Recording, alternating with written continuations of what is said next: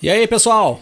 Tudo bem com vocês? Todo mundo sabe que o brasileiro Ayrton Senna é considerado, até os dias de hoje, o rei da chuva na Fórmula 1. Um cara que fez performances incríveis no meio de muita água, em pistas muito molhadas. Tanto que, quando o Senna estava na pista e começava a cair uma garoa, todas as apostas iam para a vitória do Ayrton Senna. Mas nem só de alegrias e vitórias é feita a história do Senna no meio da água. Teve um grande prêmio, onde nós tivemos muita chuva, que a coisa ficou bem complicada para o brasileiro. O Grande Prêmio da Espanha de 1992. Essa é a nossa história de hoje.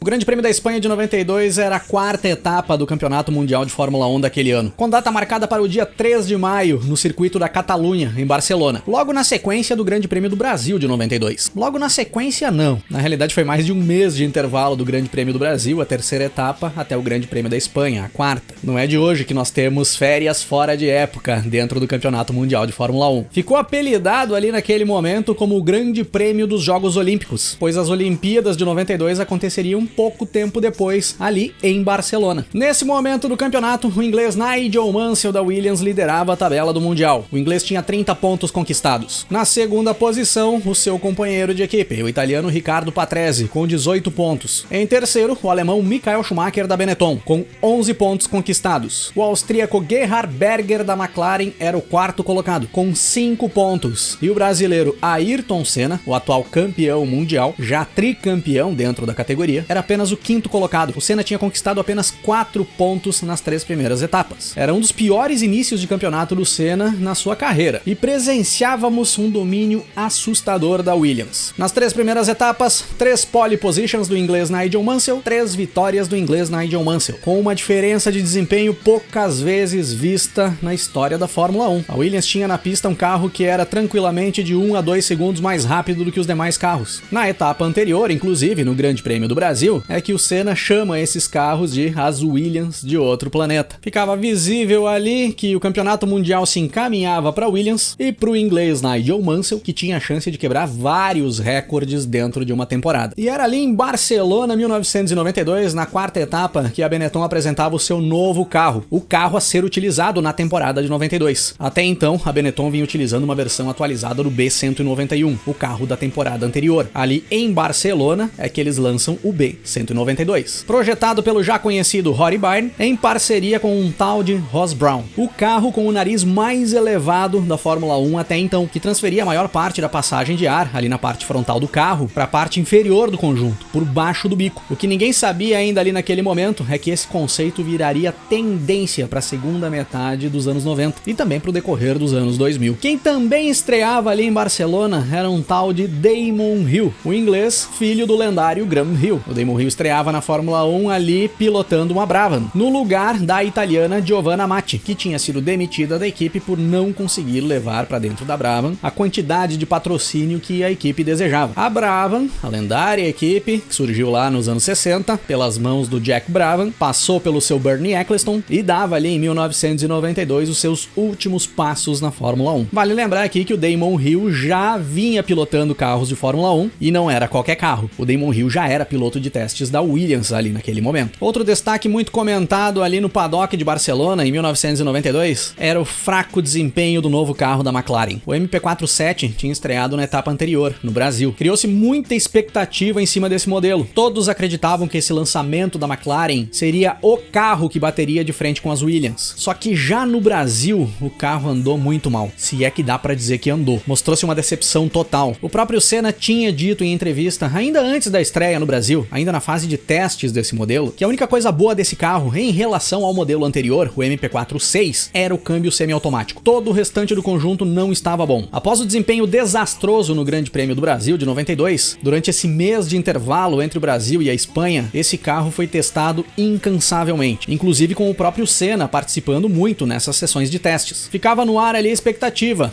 que poderia ter melhorado nesse mês de testes. Isso nós veríamos ali na Espanha. Só que outra pedra no caminho da McLaren já vinha surgindo. É por estes dias de 1992 que começa a rolar o papo de que a Honda deixaria a categoria. Após uma parceria de sucesso com a McLaren, e até mesmo com a Williams e a Lotus antes, ali nos anos 80, a Honda tinha intenção de deixar a Fórmula 1 ao final de 1992. Dias antes do Grande Prêmio da Espanha, o Ron Dennis, o chefe de equipe da McLaren, foi até o Japão se reunir com o pessoal da Honda para tentar reverter essa situação, mas o Ron Dennis retorna do Japão já conformado de que ele teria que buscar outra alternativa. Os japoneses já pareciam bem decididos. E é ali em Barcelona também que o inglês Nigel Mansell deixa escapar em bate-papos que a Williams vinha utilizando um sistema de controle de tração eletrônico, o que era novidade para todo mundo. E aí quando o pessoal foi para cima do Mansell, botaram ele na parede para fazer ele explicar melhor isso, o Mansell solta também que a Ferrari já vinha utilizando esse sistema há mais de 2 anos. E aí a Ferrari acaba confirmando que isso era verdade. Eles já vinham utilizando sensores nas rodas traseiras para identificar as derrapagens dos pneus e corrigir a tração. Essa revelação mudaria muita coisa no desenvolvimento dos carros pro decorrer da etapa de 1992 e principalmente para 1993. Nos treinos classificatórios, grid definido ainda na sexta-feira, pois no sábado desagou um aguaceiro ali em Barcelona e ninguém tinha condições de melhorar os tempos feitos na sexta. Passeando pela pista, Nigel Mansell faz mais uma pole position, a 4ª consecutiva do inglês na temporada. 1 segundo à frente do Schumacher e do Senna, o segundo e o terceiro colocado. E 1.3 à frente do Patrese, que por incrível que pareça, vinha apanhando desse carro da Williams ali no início de 1992. A diferença de desempenho do Mansell pro Patrese era muito grande. O outro brasileiro que alinhava no grid ali em 1992, em Barcelona, era o Maurício Gugelmin, que corria pela Jordan. O Gugelmin conseguiu colocar a Jordan na 17ª posição. O Roberto Pupo Moreno, que também integrava a Fórmula 1 ali em 1992, correndo pela Andrea Moda, mal conseguiu dar uma volta no pré-qualifying. Essa volta que ele fechou, ele ficou apenas 16 segundos atrás do tempo do líder, e era óbvio que não tinha mínimas condições de conseguir alinhar esse carro no grid ali em Barcelona. No domingo,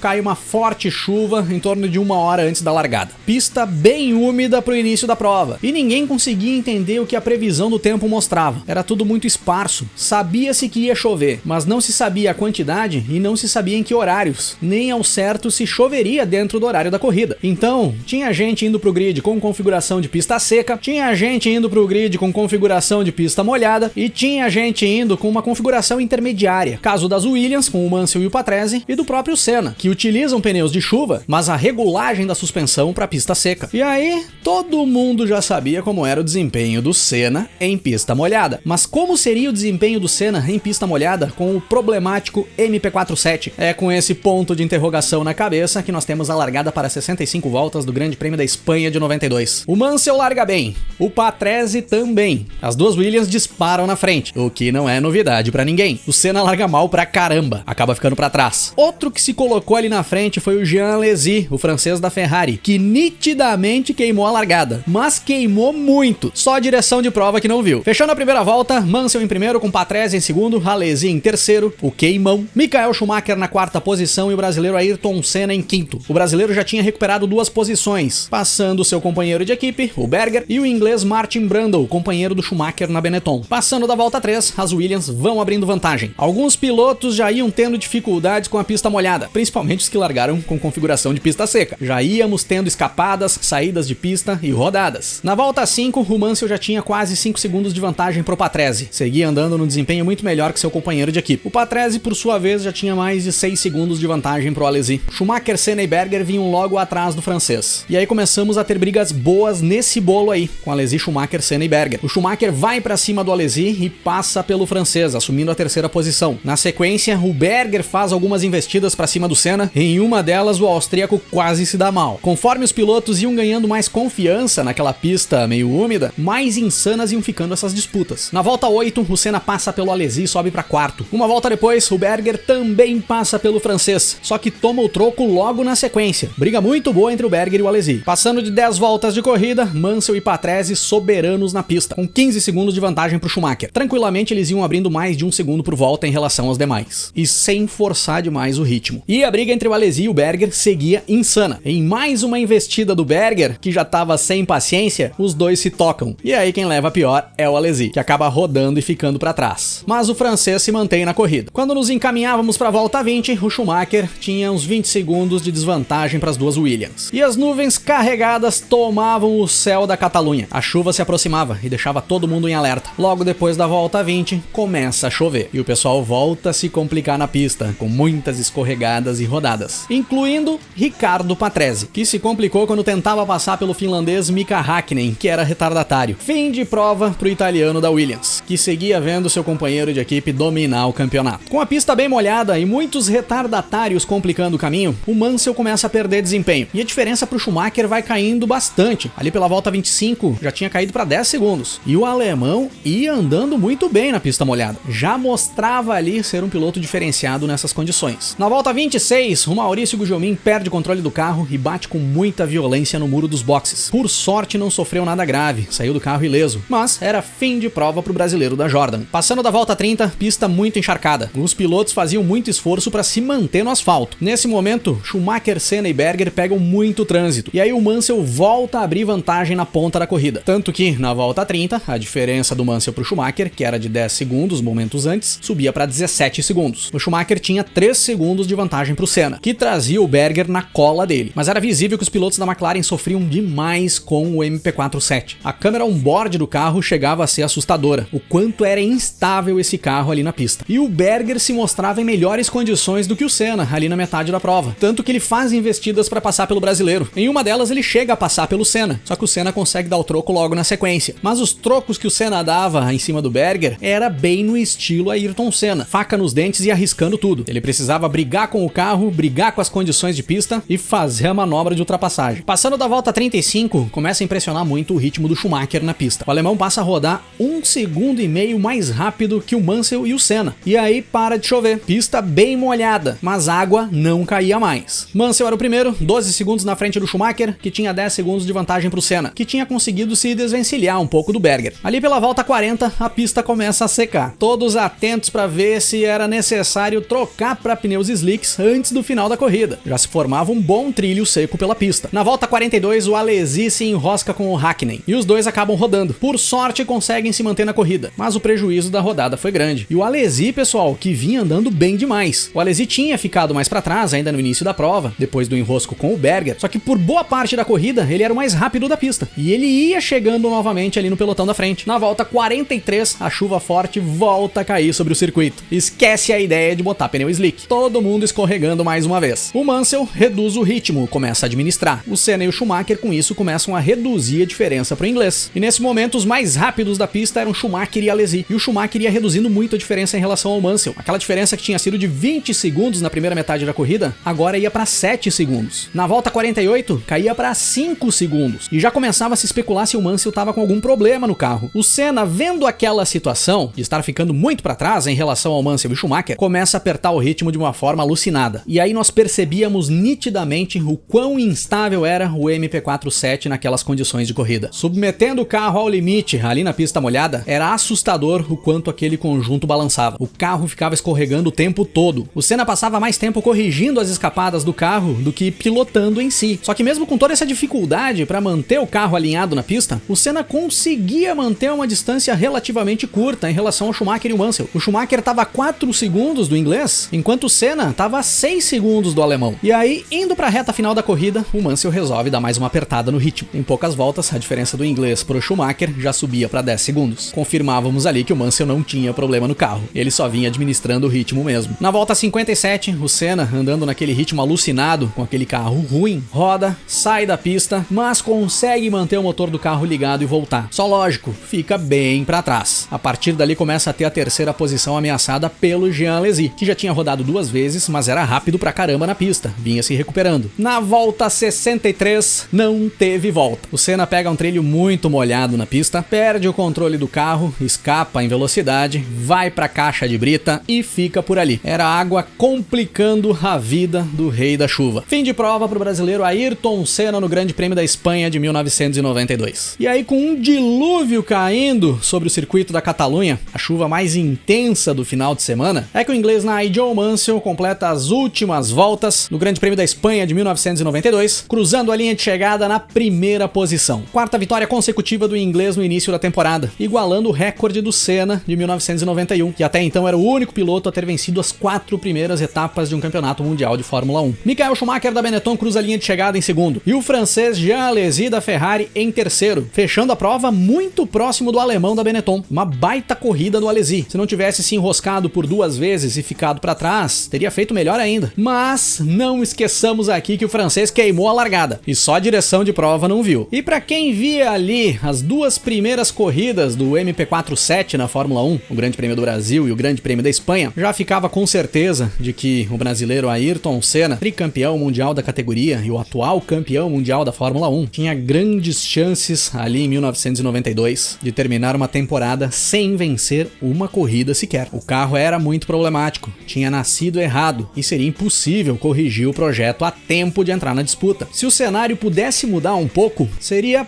pouco pra frente na sequência do campeonato. Um lugar onde o Senna conseguia andar bem em qualquer condição. Teria que ser no Grande Prêmio de Mônaco de 1992. Mas aí é assunto para outro episódio aqui do canal.